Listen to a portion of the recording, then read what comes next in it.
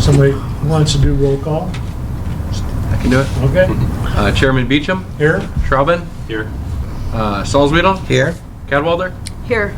And Chambers is absent tonight. I'll make a motion to excuse Marty Chambers' absence tonight. I'll support. It's been moved and supported to excuse the absence of Marty. I do know that his work schedule is Yes. Crazy, he'd say. crazy right at the moment. So, any further discussion? Hearing none, all those in favor signify by saying aye. Aye. Aye. Opposed? Motion carried. Approval of the agenda. Any changes? I have no changes. Okay, I would entertain a motion to approve the agenda. I'll make a motion to approve the agenda as written. And I'll support. It's been moved and supported to approve the agenda. Any further discussion? All those in favor signify by saying aye. Aye. Opposed? Motion carried. Approval of the minutes of the May 11th, 2017 regular board meeting. I would entertain a motion. I'd like to motion to approve the minutes for the May 11th, 2017 meeting. I'll support. Okay, it's been moved and supported. Any further discussion? Hearing none, all those in favor signify by saying aye. Aye. Opposed? Motion carried. Public comment. Tim, you got any public comment? I got nothing for you. Okay. Let it be known that Tim from the Ledger is here as our public. Moving on, action items. Fiscal year 2018 regular board meeting dates. Okay, it is customary for boards and commissions in Lowell to review and approve meeting dates for the next fiscal year. We did the same thing last year. To stick with the status quo, I'm proposing Thursday meetings, the second Thursday of each month, for all months but July and August of 17 and June of 18. I'm proposing the second Wednesday for those meetings, so we don't have any conflicts with the summer concert series. With that being said, staff would be supportive of going to Wednesday meetings if it is okay with the board. And the main reason for that would just be, I say 95% of days that people take off are Fridays. And really the intent is to take a trip and they leave Thursday after work. We've gotten along with Thursday just fine for as long as I know. So it's not like we're requesting this, but if the board did want to go to a Wednesday, even for your own schedules, we would be receptive of that. So it's really in your court.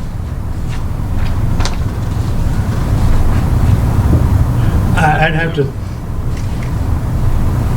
the only conflict I have with Wednesdays is Laura meets, and I can't think of, is it the first Wednesday or the second Wednesday of the month?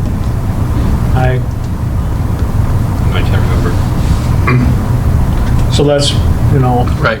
and then the other was, It's the second. huh? It's the second. Right, so I would have a conflict every one or the other. Right. And then I know that because of, I think a lot of church groups meet on Wednesday night. Not that I'm involved in that, but True. that we've always kind of, for the public and everything else, that if they wanted to attend. Right. But we don't have to. This particular schedule works perfect for me, but, So I would any further discussion? I would entertain a motion to accept these dates as proposed, and we'll post them. I'll move we approve the schedule for the next fiscal year as it's presented. I'll support. It's been moved and supported to use the schedule as presented. Any further discussion? All those in favor signify by saying aye. Aye. Opposed? Motion carried. All right, on to the second action item tonight. In fiscal year 2018's capital budget, and I would like to note that the budget, the operating and capital budget that was approved at our May board meeting went to council and was adopted by council as well. So we're good to go for our next fiscal year. In the 2018 capital budget, we designated $100,000 for facility upgrades and maintenance. And in my notation portion of that budget, You can go back and look, or you may remember that that money was really designed to be used for roof improvements to really all of our facilities. The roofs we have right now are estimated to be at least 20 to 25 years old, many of which leak.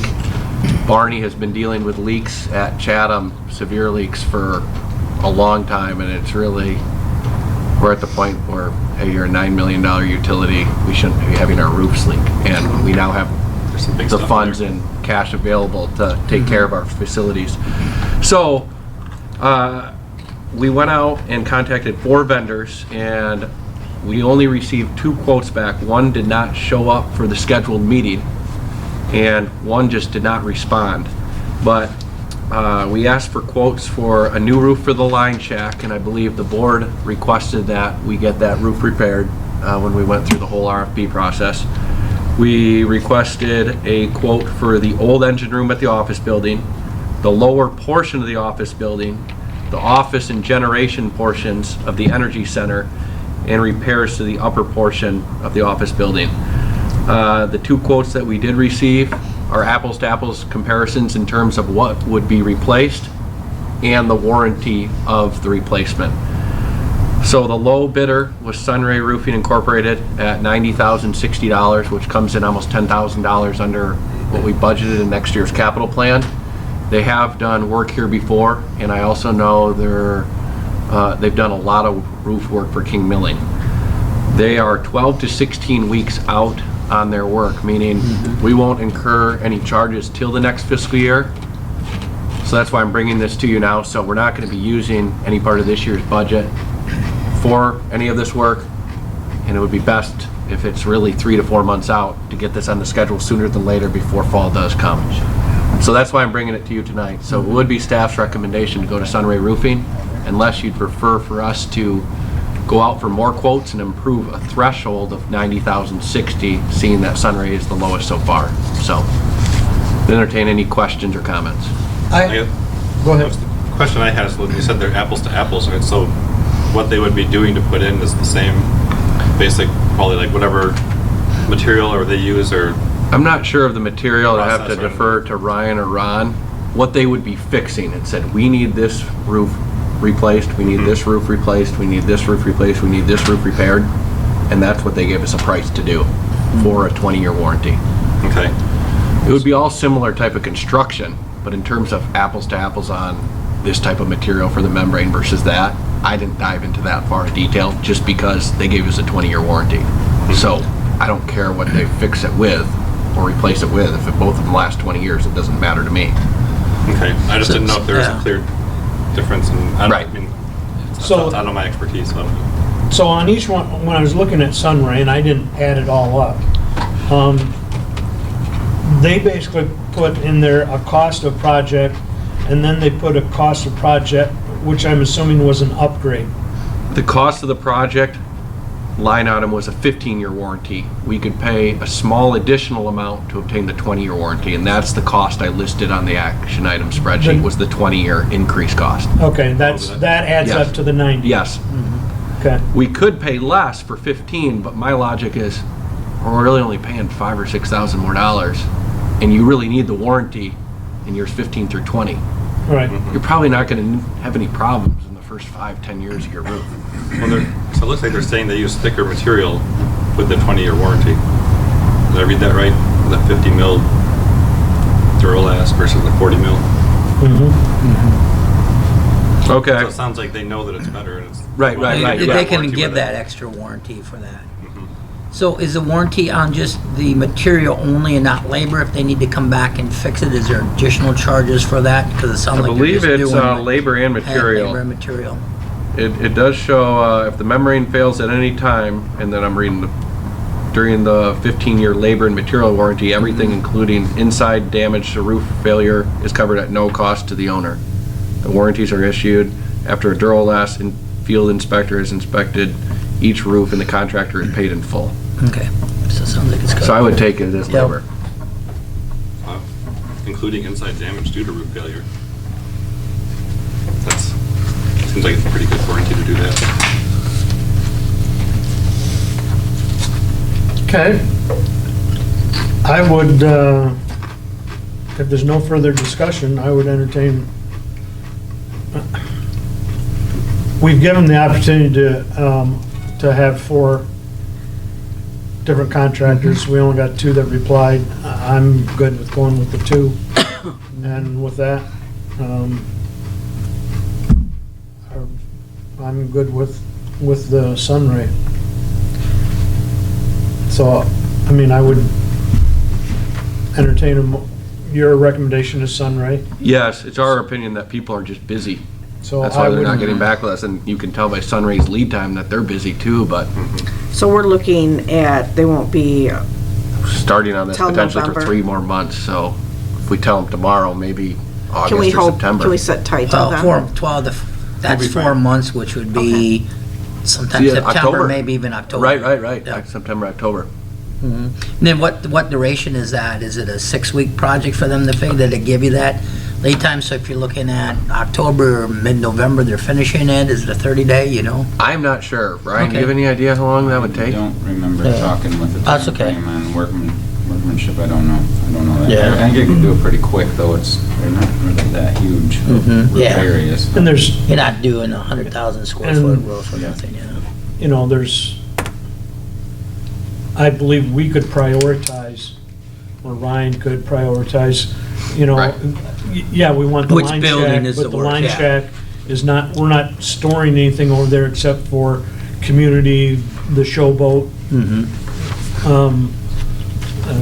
display and some other things, so I'm sure they can prioritize Nice. which buildings need to be done first, second, third, and fourth, so. Yep.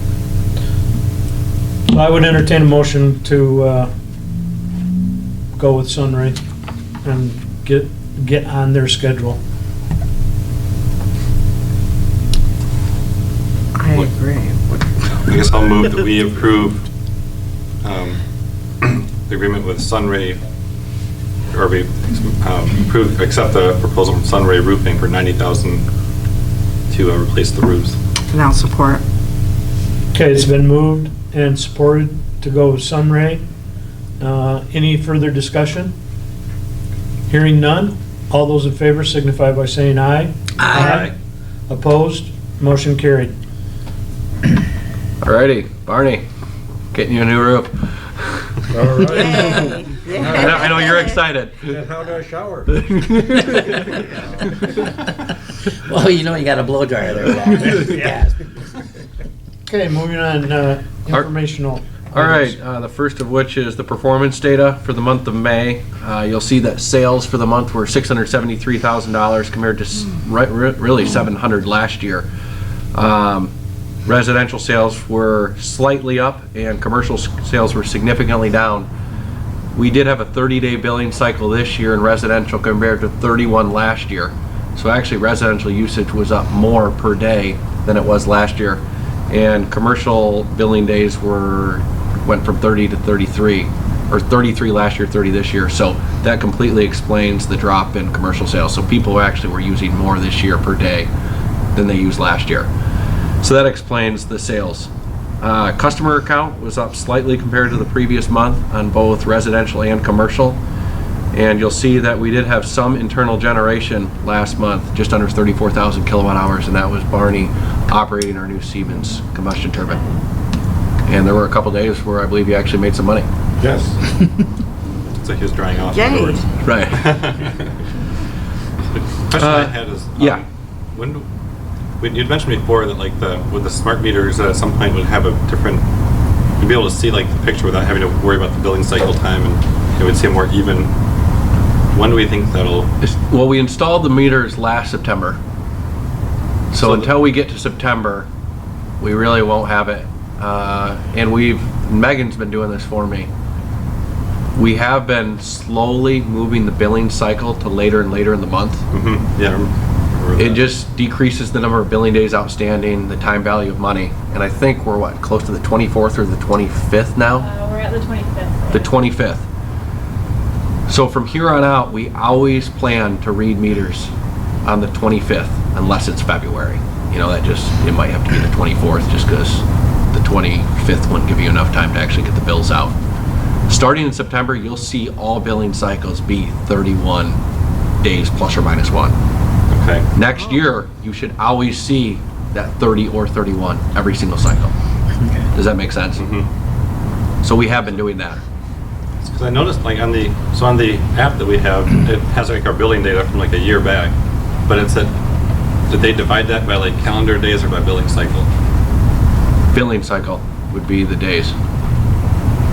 Okay. Correct, Megan? Yes. Yes. Okay, so what the app is showing is basically this, the history of this for my house. For Right. example. Okay. Yes, it would be billing days All right. in your cycle for that month. Yep. Any other questions? Well, just not necessarily the performance data, but, so do you have like a number of, so I was up in Highland Hill area and was astonished, I mean, how many new homes that are going up in that area? How many new homes are going in the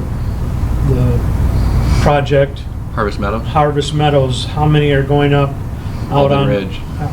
on the Alden Ridge and everything? And then, I mean, do you have some kind of number of like what to expect our count for next year? I mean, are we going to see 30 new? No, I really don't look at it a number of customers. Okay. I look at it really how many kilowatt hours are we going to sell. So Megan always develops a budgeting spreadsheet for me, and then I take that and apply some of my own assumptions. If you want me to give you a number right now, I No. could say, you know, we know that Harvest Meadows first phase, we've been told is, I think, 25 or 26 homes. We know Alden Ridge, I think, can support a dozen.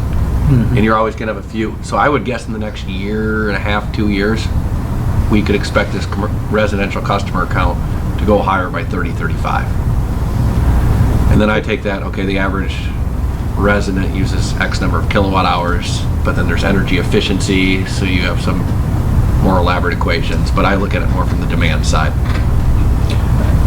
Another quick question is, I don't know if you've been in contact or so, seen through the news that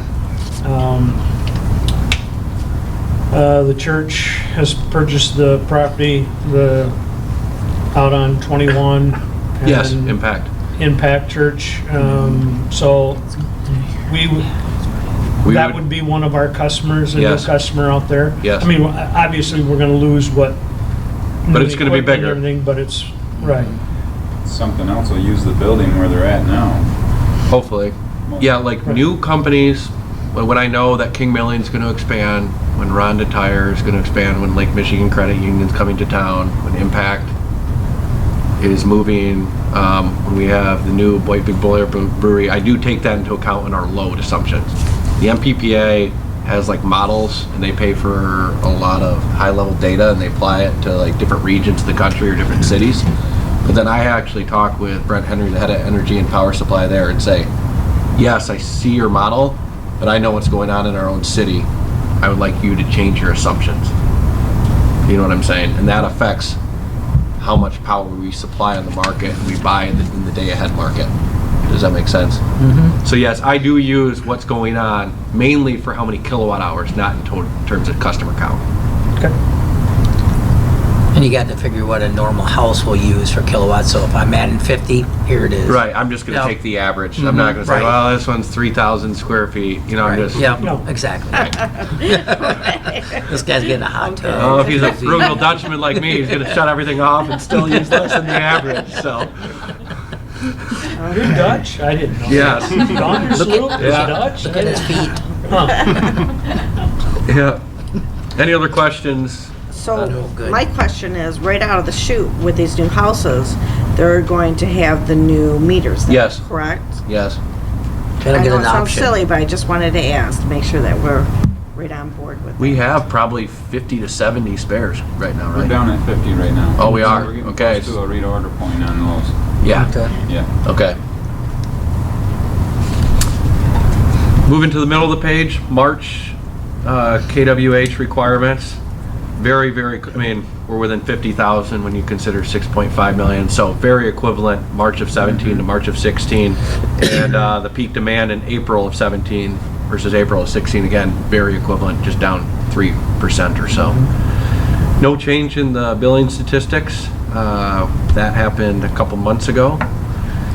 Moving down to the second page, investments in cash. You'll see cash compared to the previous month was down 3%, but compared to the previous year, we're up 25.77%.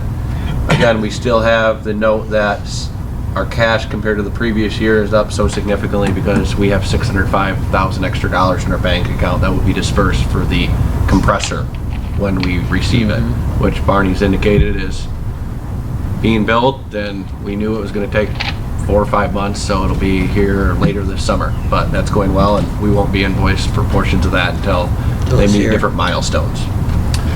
But you'll see, I want to note in the vehicle replacement fund, we went from 65,000 to 15,000. We added 5,000 for the month, and then we paid 55,000, so it's a net decrease of 50,000, and that was for the truck that's out front. So just wanted to point that out. And so we move down to the delinquents. It would have been our 3rd month in a row at 0, but we had $179 still outstanding from the previous month, and Sharon told me that was one customer. So maybe we should just go by number of customers. It would look better if we just had one without the dollar amount. The delinquent balance of inactive accounts was pretty steady, up to $17. I'm happy to report that the aging analysis was down 4.5% compared to the previous month and 33% compared to the previous year. And next board meeting, we will have our annual or our fiscal year write-offs. Okay. So the way we, and I know Perry called me out on this like 4 or 5 years ago or something, we will write off the balances in June to make things much easier for our audit in our software system. However, I will make a note of what our inactive accounts would have been if we had not performed the write-off. In case you guys do not approve them, we can undo what we did. Does that make sense? So the inactive accounts in the 61 to 90 next month will show us decrease when you get your packet and you're reviewing it ahead of time and be like, oh man, they must have done a great job collecting. No, it's just the write-offs that we performed in our system that you haven't approved yet. If you don't approve them, we can add it back, but we're expecting a small number like last year. Okay. Any questions? Moving on to the outage summary. We had 2 outages in the month of May, one of which was not our fault. We were out a total of 967 customer minutes, which equates to a 99.999% reliability, and we're on quite a run now with a 99.99% reliability. And you'll see in our 12-month outage statistics, it's reflected there because we're now at 99.9969 for the last 12 months. So very, very good. We're actually better off in the Katy, Sadie, Safety compared to last year as well. So doing very well with our outages. One of the outages, a tree just took power out, and the first one that actually happened was a tree trimmer took power out, and Mark had a very frank talk with that contractor about how he's very lucky Randy Tree Service. to not be injured or. He will be getting a bill for all the overtime. The city had to respond to an outage on their well also, so he's gonna have to recoup all that. Yeah, I did have a little note. We do invoice for carpool accidents, human error or negligence that is just not our fault. So our guys did respond to it, but they'll have to pay for it, and whether it's covered through their insurance or they pay it out of pocket. So just wanted to make that note. So basically, someone dropped a tree on the line? Yeah. It's right down the street from us, that Patty stories that took out our power. Things happen, but we're glad nobody was hurt, but somebody could Oh, have. just a tree trimmer. I was trying to think, did the person take out the power or the tree that he fell took out? You know, like, I was concerned that somebody was like in a bucket and hit a line versus a tree pulling a line. Right. He was working way too close, in our opinion. He should have been Okay. there. So he was taking his chances. Yes. Hopefully he will not take them anymore, at least in Lowell. Anywhere. Okay, any questions on the outage summary? Pretty basic. Moving down to the income statement. The income statement reflects 11 of the 12 months year-to-date. You'll see sales, again, reflect that 673 number compared to 689 budget. And we're within 0.1% current year-to-date variance. And as you scroll down to total operating revenue, you'll see that total sales revenue is going to directly correlate with total operating revenue within a couple of percent for the month and within 0.13% for the year. Pretty good. So we're on track, and looks like we're going to probably stay on track since we're pretty much done with the fiscal year. If you look at generation expenses, we were under budget for the month, and we're nearly right on budget for the year, just 1.63% over. I will report that the maintenance of structure was significantly over, and the tools, the structure was over because we purchased a number of new LED lights for Chatham. It's been long overdue. The lighting was bad. It looks awesome in there now, and Barney's super excited about that. Aren't you, Barney? Oh, yes, I can see you take a shower. Yeah, I know. What's this up with the shower? And the tool that we purchased was a boroscope, and that's used for preventative maintenance for the combustion turbines. Our property and liability insurer came in January and did an inspection of the facility and gave us 4 recommendations, one of which was to perform an annual boroscope or boroscopic inspection of the turbines. Instead of paying someone $2,000 to $3,000 per turbine, Barney found a great one, and for just under $5,000, and we can perform the boroscope ourselves. So it did put us over for the month, but in the long run, it's cost Yeah, savings. your return on your investment is huge. Yes, huge. I mean, it pays for itself in less than a year. Yep. I mean, it's just you have to be able to know how to use it, which Barney does. So I was going to ask, is that easy enough to use and interpret? So, Oh, yes. okay. Anyway, under budget for the month on purchase power. I'm going to run through these fairly quick. Under budget for the year, under budget and distribution expenses for the month and year, under budget for customer accounting for the month, and you'll see we're now right on track with our EO program and for total customer accounting for the year within $42. So that's pretty awesome. Under budget on marketing for the month and year, over on admin, and there was a significant overage on the outside services. When we had our fiber vendor here to perform the voice over IP phone project, fiber work, there was additional fiber work and upgrades that we had them do for our current system. And Ryan, I believe he was able to put new head ends on our current fiber, right, to make sure that the speed is faster, because the previous vendor used older technology. And we also had them install fiber underneath the river that if the school chooses, we would sell it to them, because while they were there, they could shoot additional fiber underneath the river. And if the school would like to take down the fiber from the overhead crossing here, they would have the ability to do so like that. It would just have to be terminated on both ends. What did they have to do, 10 GBIC connectors? They put new, well, they were pigtails, so they just went back a ways and just fused on. Fused them, okay. New pigtails with the LC connectors on the end of them, because the other style were the polished style. Oh yeah, that does pain. And then they had ST, or were they always LC connectors? They are always LC. LC. So all the new connectors on all the connections for the entire new phone project, we're like, we don't want to already be operating at 60 or 70% of the speed we need. So for a few $1,000s, let's just have them do it now. So instead of bringing them back. Office insurance and maintenance over for the month and year. The primary reason for the increase was SUS, AT&T, and DAFRON costs that relate. AT&T is just our phone bills, and SUS and DAFRON costs are additional programming that will streamline the posting of payments and information between SUS and DAFRON, so there's no human element from taking payments that someone make online and having them post on our DAFRON system. Right now, we're still taking reports and manually uploading them. There's going to be an automated process to eliminate that. Not eliminating jobs, just making it easier and less maintenance. under budget for the month on employee benefits and compensation, nearly right on budget for the year. And as we go down to total operating expenses, under budget by 5% for the month and 4.5% for the year. And we're over budget on operating expenses, operating income for the month and for the year. And flow down to net income. We were slightly over budget by $20,000 for the month, and we're over budget for the year. And I would like to point out on gain on property disposal, you'll see a $3,826 gain.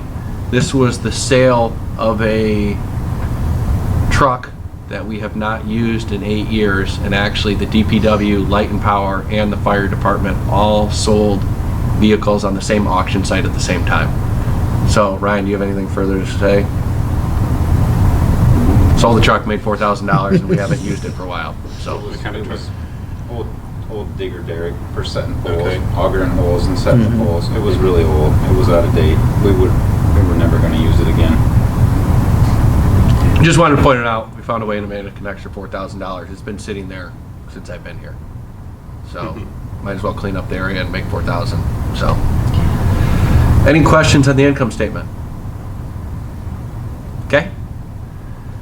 Moving on to the capital budget, you'll see that for the fiscal year we have $191,000 left.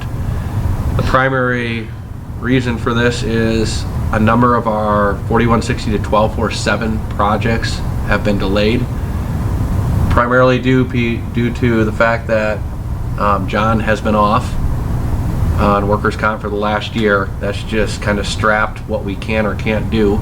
And staff has spent significant time with the fiber voice over IP project, which was made a priority because everybody's phone bills are out of control.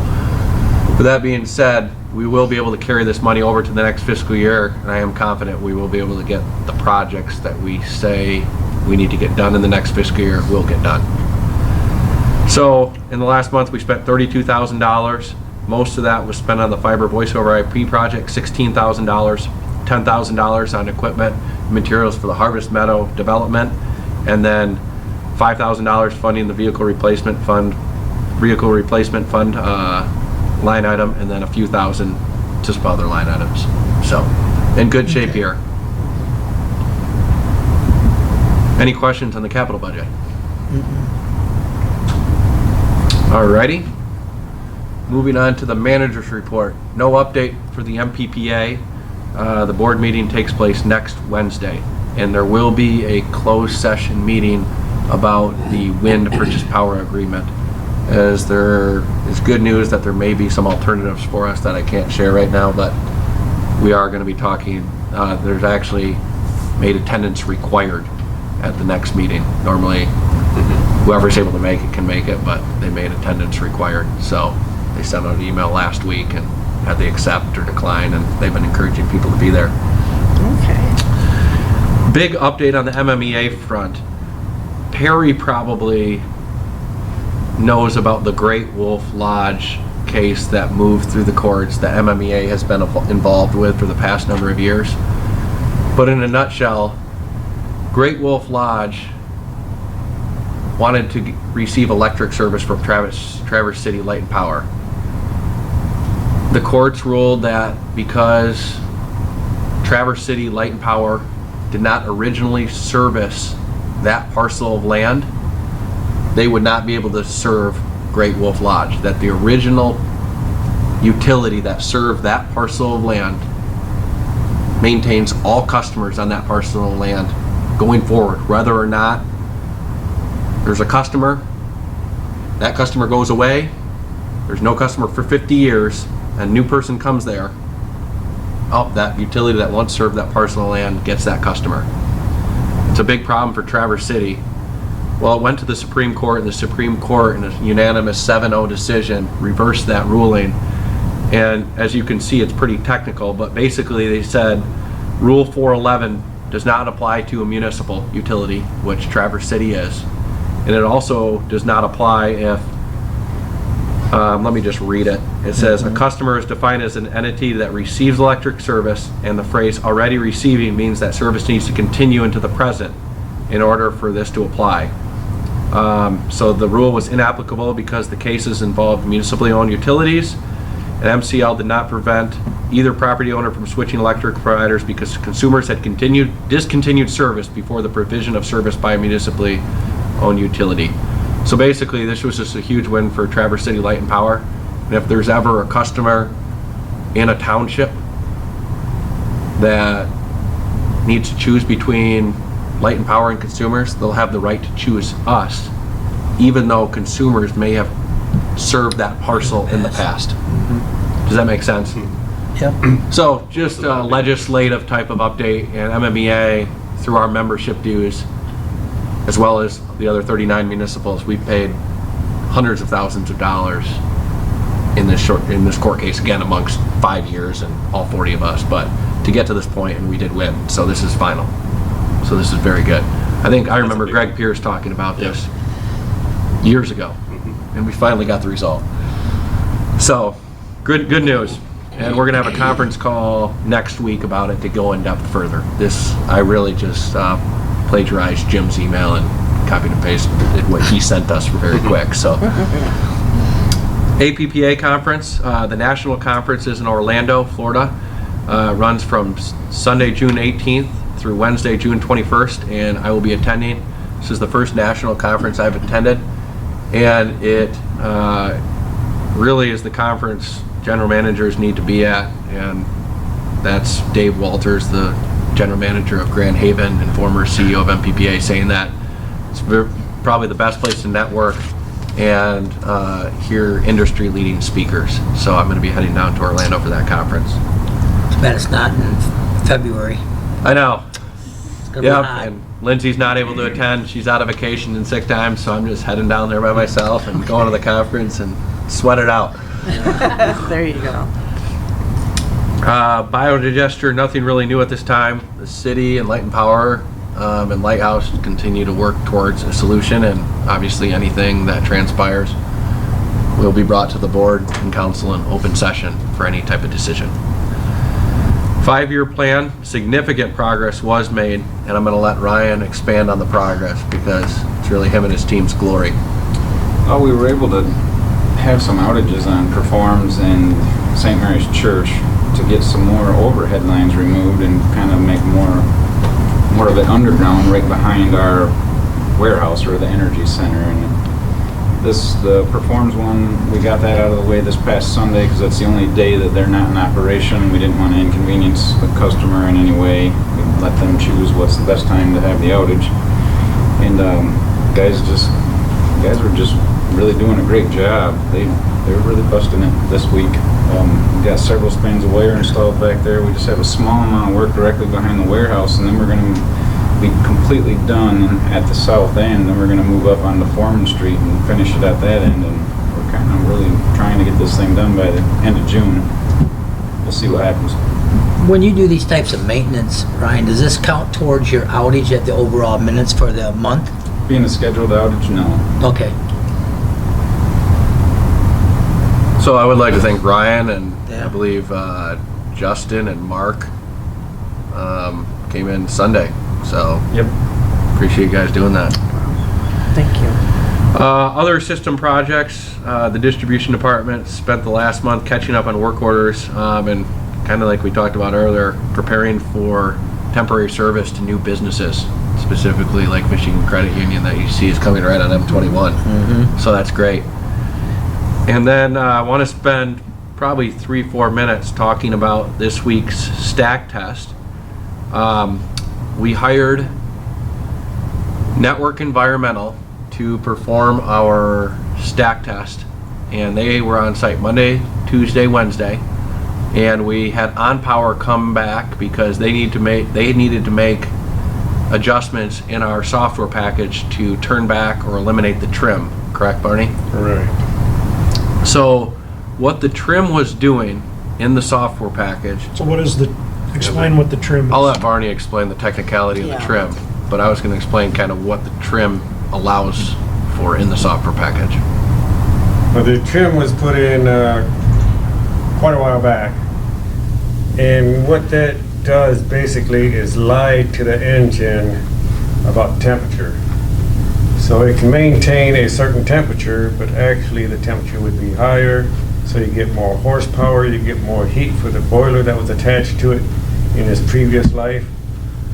And so that's why it was put in. We took that out. It's better for the engine, and things were running pretty good. So it was a device?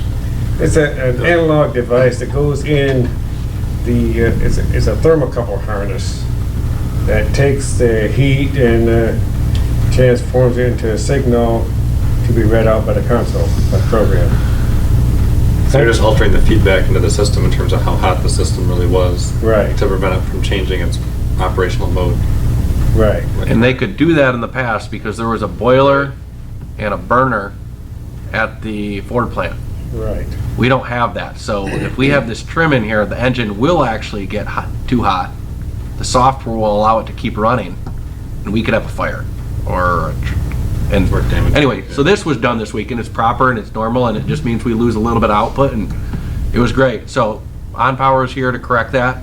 Well, what I want to get to is last month Barney called our rep at the DEQ and said, hey, we can run again. We need to perform this stack test. The NOx limit on our permit for this unit is roughly 1/4 of the NOx limit on the solar combustion turbine. We don't think this is right. Can you check into it? We know that there's a water injection component to the Siemens CT. Called us back. I was right there with Barney, and he said it's correct. We're like, well, you know, it is an older unit. I mean, that's why we're probably close to the limit. That's what we have to live by. We decided to go out and request a proposal from AECom, a vendor that does consulting for air permits, internal audits to make sure we're in compliance with our permits. Their proposal was too high. It just so happens that Rihanna, the gal I met at the MPPA Oh, yeah, stakeholders okay, meeting, yeah. does the same thing for Yeah. NTH, who the MPPA also used, and we used them at the Kalkaska combustion turbine. Asked for a proposal from them, A, to conduct an internal audit of how we're doing with everything, what we're reporting, what we're keeping track of, and comparing that to the permit to make sure from here on out, now that both will be commissioned, that we're in compliance and that if the state ever comes in, we don't have any problems. There's also, so in this, she gave us the proposal yesterday. Just off the cuff, I'm talking to her about the fact that we talked to the DEQ and why in the heck could our threshold for NOx be so much lower on this turbine? And she's like, well, I have your permit right in front of you. Let me do some calculations. She performed some calculations, and it's pretty straightforward. We only have to give her one number. All the rest are just, you just plug and play, and she got a parts per million number. The current parts per million number we had is, I think, 44. Yeah, it was, parts per million of NOx was 42 ppm. That's what's in our current permit. The parts per million for NOx on the solar was 144. That's quite a bit of difference. After her calculation, she believes the DEQ screwed up and that our parts per million on this turbine should actually be above 150. You mean the permit? Permit. Permit Yeah. amount. Yes, Okay. yeah, that's what I meant. So she called the DEQ on our behalf, explained our situation, and really they kind of agreed with her. She actually talked to our new rep's boss at a dinner that she's one of the chairmen of this committee in West Michigan, and told them our situation, and their advice, the DEQ's advice to us was send us a letter, explain this in writing, but do not test. If you test and pass under the current permit, because we were right there, we were within a couple tenths of either passing or not passing. If you do pass, now you live with this permit, and you're bound to always maintain that threshold forever. If you didn't pass, even if they figure out that the calculation that they made for your permit threshold was wrong, but you don't pass, they don't understand the common sense of it, it's still a violation. We're not able to run our turbine. So we delayed the actual test until an undetermined date. at like 4:57 today, I got a letter from Rihanna that we're gonna be sending to the state, the DEQ. We've already talked with the DEQ, just we don't have anything formalized. There's no recourse, there's no penalty. We're not gonna find or anything. We're not in any violation of anything. But basically, the test that I wrote about in the manager's report has not happened because we're gonna request to have our permit NOx threshold increased, then retest, and we'll pass with flying colors. So that's just a summary of what happened and what Barney and I have been dealing with for the last day and a half. So anyway, On Power will not need to come back because the trim needed, we can't reverse the trim because we can't have the engine overheated. What we need to do is basically bring back NT, Network Environmental, to conduct the test. And it is typical, Rihanna said, for someone like Network Environmental to come the month before the test, which we did not have them do, but in hindsight, maybe we should have, but so they just basically came, so we know where we stand going forward. So they should have to come for an extra day or two going forward, and we'll have to pay probably $3,000 to $4,000 more dollars. So changing the trim changed the limit? No, changing the trim didn't change the limit, but we just wanted to mention changing the trim affected how much horsepower we could get, and the engine we do not believe will be able to run at 3.7 anymore. I don't know what we're ultimately going to get. Well, so we were basically like supercharging it, so to speak, or Right. Right, we were running probably a couple hundred degrees too hot, which gave it a couple hundred more horsepower, gave it more kilowatt, but wore it out. but it Or it's could wearing it out faster. easily burn the liners out for $250,000, plus other things. Okay, so it's basically just operating like 105% or something like that. Yes, it was operating too high. Okay. Just want to be transparent what's going on. It's not like anything bad, but I just want you guys to know where we're at with this and what's going on in the generation department, because it's a significant investment, and I think it's important to keep the board and the public updated with what's going on with these units. So that horsepower rating is what changed the permit, or just the trim and the permit have nothing to do with each other? No. These are two independent things Okay. They didn't have the right that we both calculations in found, the permit. two things of noteworthiness that I wanted to discuss. Okay. Well, at first I thought that something to do with the trim changed the equation that would... No, Okay. no. Just one thing that needed to be corrected, so we're doing everything proper and right. Okay. Any questions about that? Nope. Whitesbridge Hydro, nothing new at this time. I did talk with Victor yesterday, and he is going to be getting me a formal proposal that I will bring to the board, and if the board is okay with the parameters that he gives us, I would imagine you would direct me to actually make a more detailed economic analysis or business case that I could present to you if we want to go forward with a PPA. I said I'm not going to start a business case just using numbers that I hope or want. Give me your best offer, and I'll use that to create the economic analysis. So, long-term natural gas supply, nothing new at this time. Standby generator, we did budget for this in our capital budget for fiscal year 2018, and is needed to black start the engines. When Barney has a chance, he will be researching standby generators, and we now know how large a standby generator we need to purchase. So expect to see that in the coming months.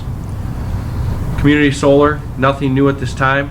SUS, phase 1 is officially done and released to customers. I think we have 98 signed up. Still minor hiccups that DAFRON and SUS can't explain, and I know Nicole's working on that. So I don't know if you have anything to add about that, but I think a lot of people's are working, but there's some balances that are just, they're not pulling correctly. It's random. I mean, maybe there is a reason, we don't know what it is yet, but most accounts are fine. Just a couple that we found that aren't updating correctly. Alan or Andrew, have you been able to make a payment, or does your account look correct? I haven't tried. Yeah, we I haven't made tried the payment, but I sent myself a note to do Okay, it tomorrow. okay, well, you don't need to, but just checking, because it's always good to get me, and you never want to have something broke, but I'd rather know it's broken, fix it, than just put my head in the sand and just keep operating and think it's great. But phase 2, I did see a timeline come out at the end of the day, and I believe August 28th is the goal for phase 2 to be complete. And again, that's the outage management system, reoccurring payments, like outage maps, things of that nature. Fiber to the home, nothing new at this time. Fiber extension to city facilities and city-wide phone project. Project's going awesome, and everybody's really doing a great job.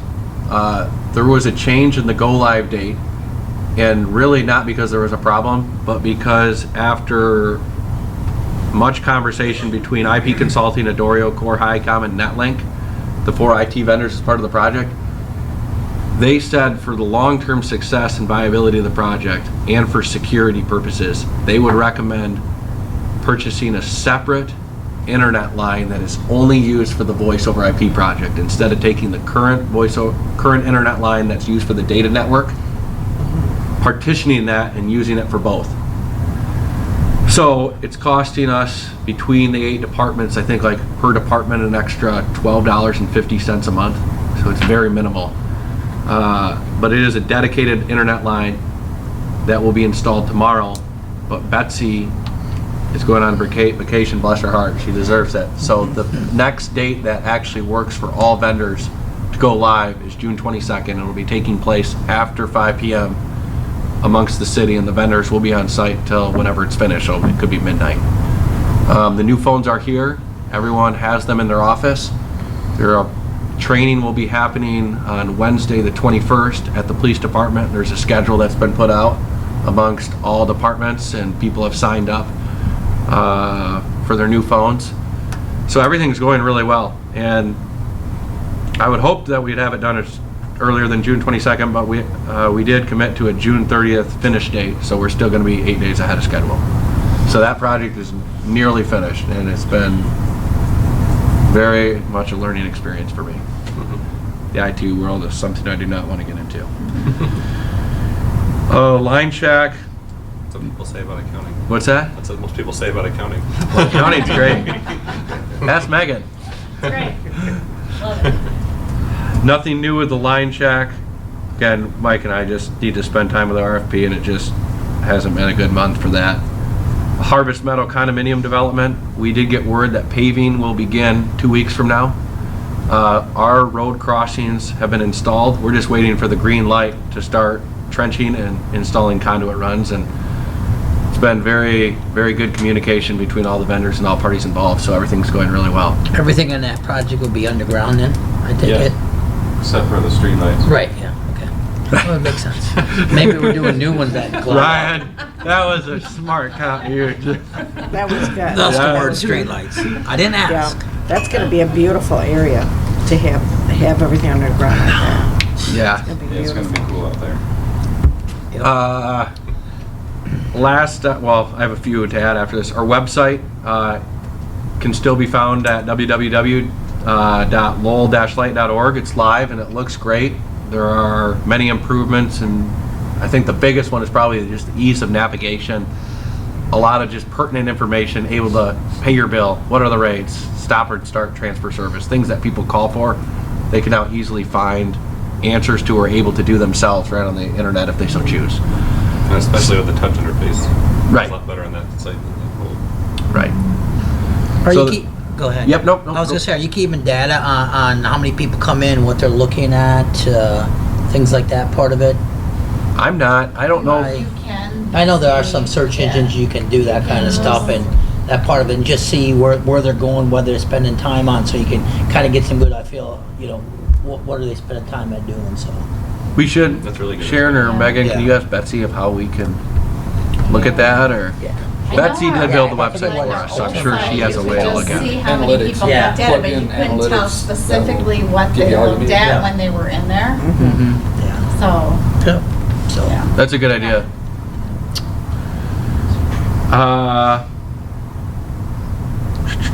A few other things. What? Did we change the agenda? A few other things. She's adding. No, I know. Yeah. No. This Hey, we is in the didn't approve manager's that. report. Oh, In the manager's report. a few other things. Mayor's Exchange Day is on Friday, June 16th in Wayland. I plan on attending.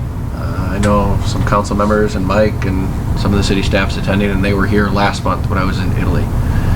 Our audit has been scheduled for the end of August, and the pre-audit will be, I believe, July 10th. And Megan and Julie will be taking that entire process over for the first time without my really involvement. So I am turning over the reins, and I'm not holding on to things. So they're going to do a great job. Things are, I mean, they already do a great job, but it's going to be, I think, a smooth audit again. So that is scheduled. We completed our energy optimization annual report per Michigan state law for annual year 2016. We worked with MPPA for that. Don't have it here to present tonight, but I do want to report that Sharon did too good of a job last year. Almost 600,000 kilowatt hours over budget in terms of our goal for savings, and we were still 4% under budget on expenses. So 87%, or almost 600,000 kilowatt hours over budget, but we only spent 96% of our state budget. So really a great job, Cher. And then our renewable energy annual report is filed by June 30th. And we will make sure we get the required notices out to the public for those reports, and we'll have them on site here for anyone that wants to review. And I'll probably go over the high level numbers of what our goals were and what we saved with both of those reports. So expect to see those July, August, September, sometime in that time frame. I have a question for Sharon. I know you were working on developing to our large customers. How's that going for you? It's going fine, but a lot of it is because I'm going to talk about EO projects too. So I haven't just been able to go to each customer and talk to them about, and I was kind of waiting for the platform to be, I mean, when I've been meeting with Metric and stuff, I showed them the platform and other things. Okay. And Lowell is going with that, but there's some inconsistencies still for those. Okay. So. To your point though, Jim, Sharon and I need to sit down and once, because the platform we anticipate will be like really the huge value add we're able to provide them for demand side management, what they're able to do to decrease their load and save money. That will not be available till August 28th, but we do need to like formalize like a program, like what we're gonna go in and do and say that's consistent every year or every other year, semi-annually, to our top 8, 10, 12, whatever criteria of customers we end up deciding. But And yeah. we have not about that. No, we haven't forgotten that's about all it. right. Finalize that, yeah. Just know it was talked about, and I did see it in the agenda. Yeah, and it is part of our strategic plan Yep. to action item list to develop a formal program. Right. So, Okay. Yep. And then my last thing, I have a call with Mark Beauchamp and his, he's from Utility Financial Solutions. He presented the rate study to us last month. Oh, yeah.